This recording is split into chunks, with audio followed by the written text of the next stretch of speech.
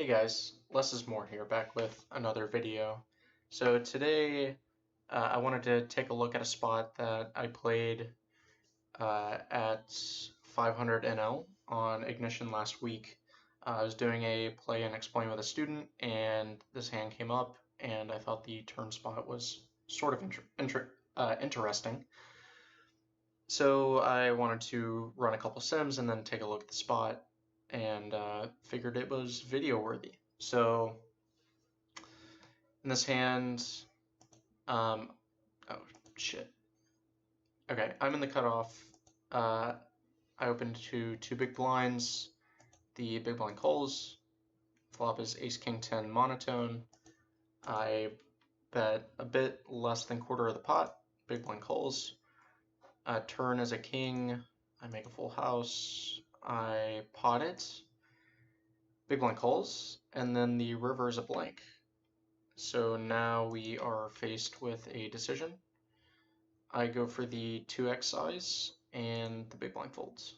So we're gonna take a look at the equilibrium play here. Let's see. Yeah. Okay, so this is button versus big blind single raise pot. So we see a check. Imposition's going for a small bet on this flop. You'll see that mostly with like on monotone boards. You see a lot of passivity and smaller betting on earlier streets. It has a lot to do with this idea called valor. I first heard it used by Thomas Pinnock of Zenith Poker, but he explained it pretty well, in my opinion, where a lot of your hands, like the value of putting money in on earlier streets goes down as your inability to value bet your strong hands on later streets goes up. So, like on monotone boards, there will be loads of runouts that kill your hand, like any spade, any queen. On this board specifically, any queen, any jack renders a set or two pair pretty much useless. Unless like you're on the turn and you have a draw to a full house, but even then your hand isn't that strong. So yeah, like on these monotone boards, you typically don't want to be attempting to pile money in, just because you'd rather wait till a later street and see a clean turn or river to put loads of money in. Similar thing goes for connected boards. Like the more connected the board is, typically you want to bet a little less polar until the river and do a lot of big betting on the river when you get that clean run out. And then you can bet your straights, obviously, for that big size. So here, yeah, we have the small bet and a call, and then turn is an offsuit king, and then check. And now we see imposition using a half pot and a 2x size. So I thought this was interesting. In game, I wasn't exactly sure as to what size I should use. I just put my entire betting range into a pot size there, but this sort of makes sense because you can, like, imposition's even going as thin as ace queen on this board, which obviously wouldn't make any sense as an overbet. But then you can, value bet weaker trips for this size, and yeah, you're gonna have straights. Obviously, you can bet for this size, but straights function fine as a 2x as well. You'll definitely get called by worse, namely trips mostly.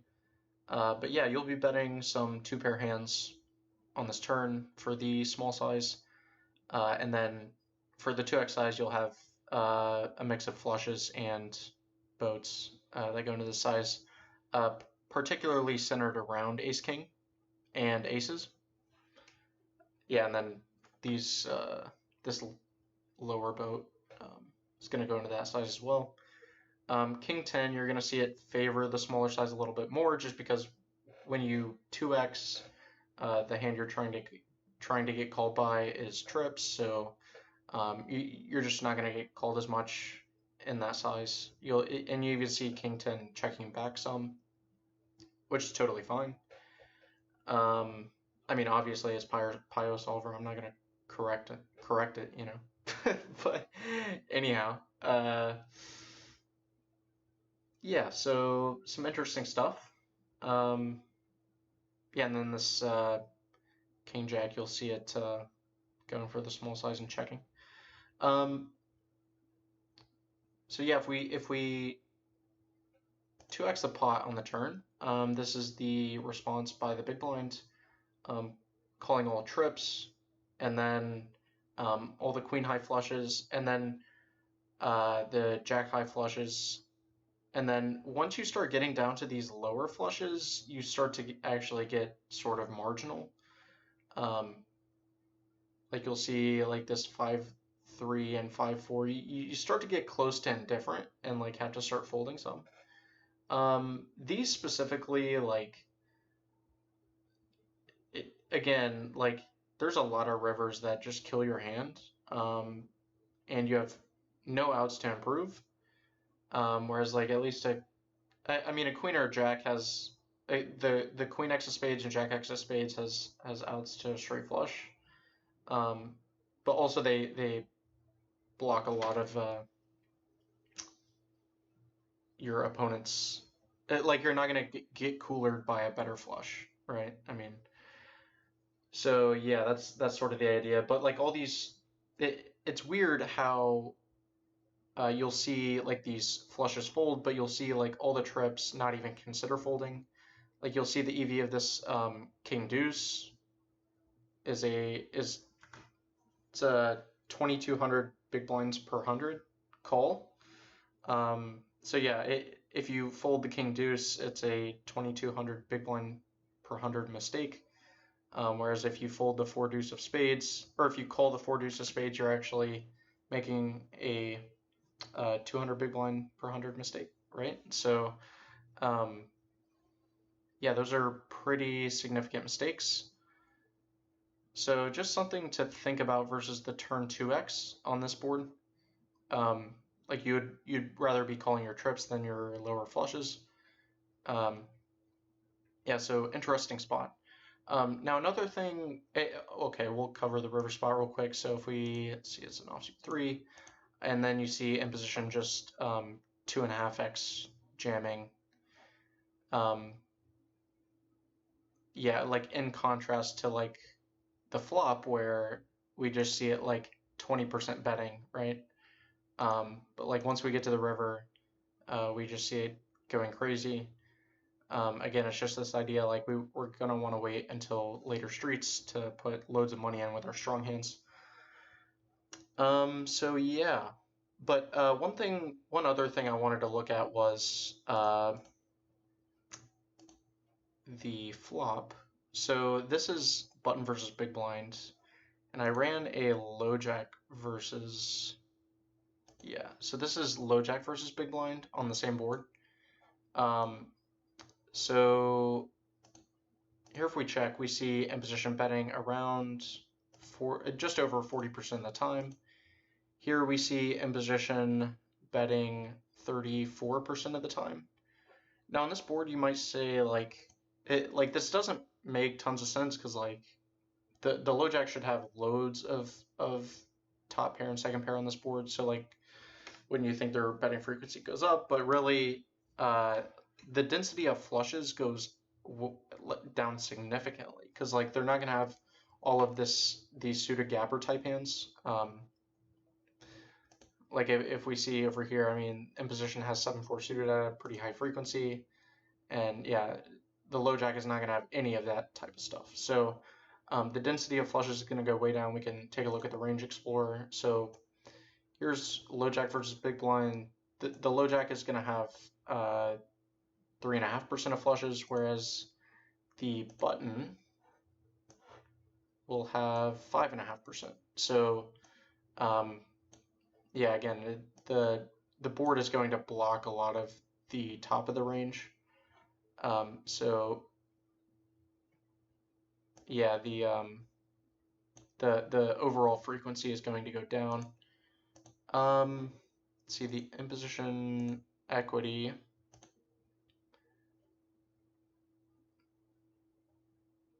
Yeah, so here we see the imposition player even has lower overall equity on this board, button versus big blind, yet it's still betting more frequently.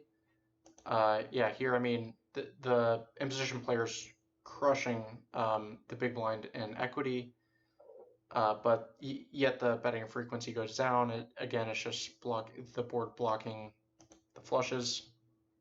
So it's an interesting idea. But also,